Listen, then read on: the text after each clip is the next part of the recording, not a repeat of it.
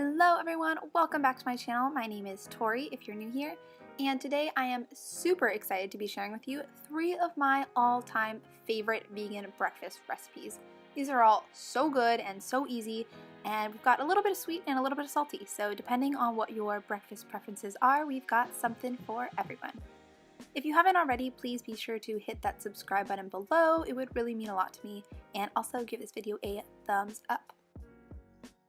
So first up is our tofu scramble avocado toast, and for this recipe we are just going to need some firm or extra firm tofu, as well as whatever veggies you want to put in there. Definitely use some garlic and onions, and then I'm using some red bell pepper and some zucchini, and then some avocado to put on top. But any bell peppers or squash or broccoli, whatever veggies you want will work.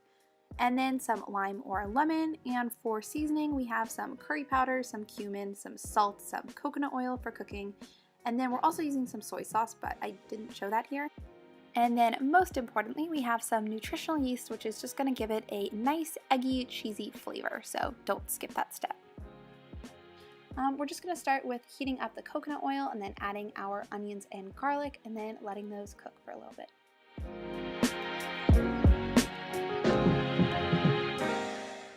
Next, we're going to throw in our bell peppers and then our zucchinis. I sort of just add the vegetables in order of how long they take to cook. So I start with the ones that take a little bit longer, and then I end with the ones that cook the fastest. And now we're just going to let these sort of cook down until they're firm but fully cooked, and then we're going to throw in our tofu. So I usually break this up with my hands, but you can use a fork or spoon if you don't want to get down and dirty. And I also like to leave some bigger pieces as well as some small pieces, just so there's a little bit of variety of texture, so that it's more of like a scramble. We're just going to now stir that all up while it's still cooking and throw in our spices. So just a little bit of curry powder. We're not really using this for taste, it's more for color and just enhancing the taste. And then a little bit of cumin as well. Again, we don't want these to overpower the dish, but we just want them to give it a good little kick. And then some black pepper, because you know what they say about turmeric and black pepper. Then we're just going to throw in our soy sauce, and we don't want to do a whole lot of this again because we don't want it to taste like soy sauce. We just want a little bit extra savory flavor. So then you can just stir that up and sprinkle in your nutritional yeast. And this is probably one of the most important ingredients just because it really gives it that cheesy, eggy flavor, so you definitely don't want to skip out on this step. And now it's time for the lime, or lemon, whichever one you're using. So you just want to give that a good squeeze and then give it a good stir so that you get the lime juice or lemon juice evenly incorporated. Now it's time to add that tofu scramble to our bread.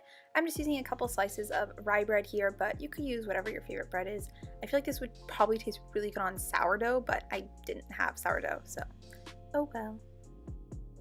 And then we're just going to put our avocado on top, which again, very important step. This just adds a really sort of creamy, nice texture and taste, and it's also adding some healthy fats into our meal.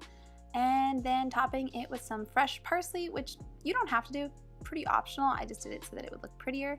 And there you have it. That is our tofu avocado toast. This is super tasty, super healthy. You've got protein and healthy fats and veggies, so it's really the ideal way to start the day. So I hope you enjoy. Moving along to our fluffy vegan buckwheat apple pancakes. These are seriously so good. So we're going to start with making our vegan buttermilk, which is just mixing 1 1/4 cup of any plant-based milk. I'm using almond milk with about half a tablespoon of apple cider vinegar, and then just sort of mix that up and set it aside while we work on our other ingredients. So next we're going to make our flax or chia egg. I'm just using about a tablespoon of ground flax seeds and then mixing it with a few tablespoons of water. And then you just kind of want to mix that up and set it aside so that it can sort of thicken into an eggy sort of consistency. So we can work on the dry ingredients while that sits. Now for the dry ingredients, we're just going to need a 1.5 cups of flour. I'm using half buckwheat flour just because I like the sort of earthy taste that it gives, but you can use whatever flour you want. If you're gluten-free, you can use whichever one of that you want. You could blend up oats and make oat flour.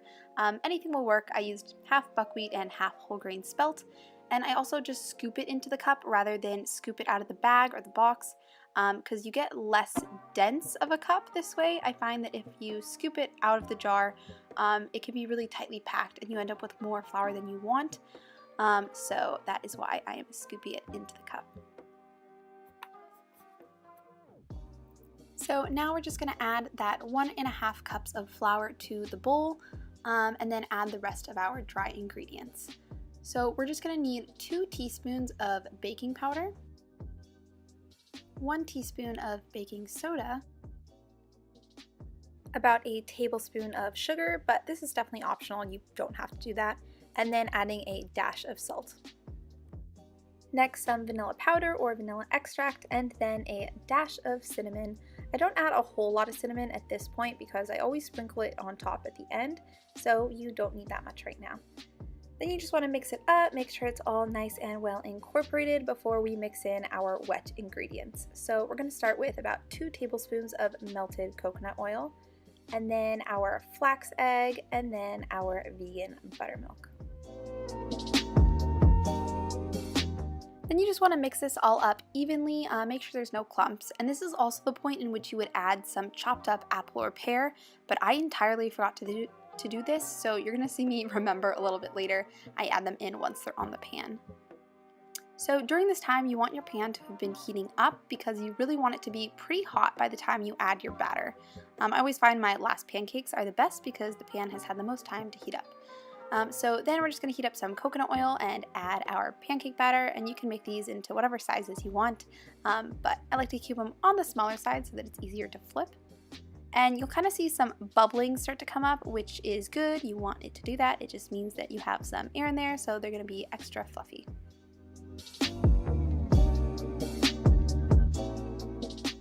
So we're just going to keep working our way through the batter.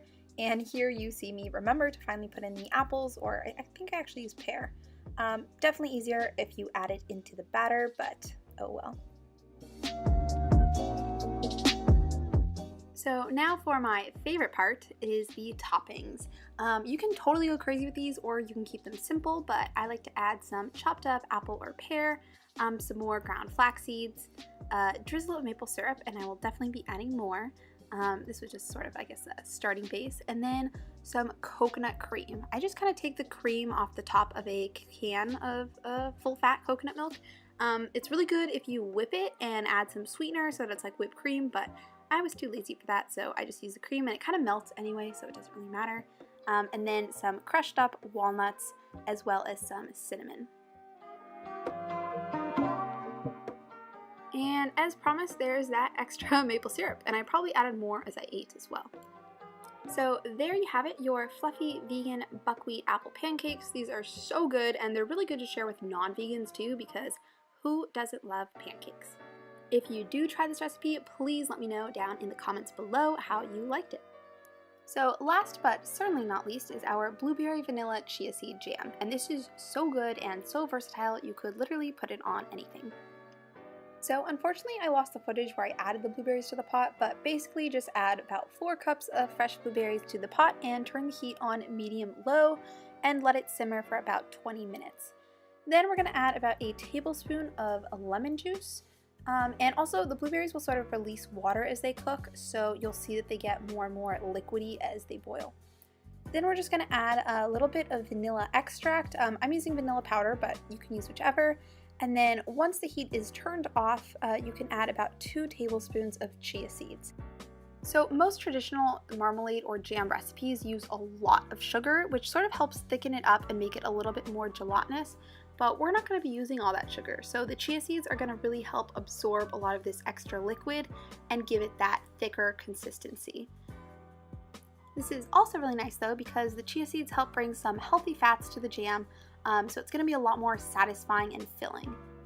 But since we didn't add the sugar, we're still going to need to add a little bit of something sweet, so I added about 4 tablespoons of maple syrup, but you could use whatever sweetener you want. Honey or agave or sugar would all work as well, and you can kind of do this to taste too. So you just want to let this sit for several hours. At this point it's now nighttime, so it's been about 7 hours, and you can see that it's gotten much thicker and it's ready to store in the refrigerator. So you can just transfer this into a glass jar, and you definitely don't want to do this while it's hot because you don't want to break the jar, so I usually just let it cool down for a bit.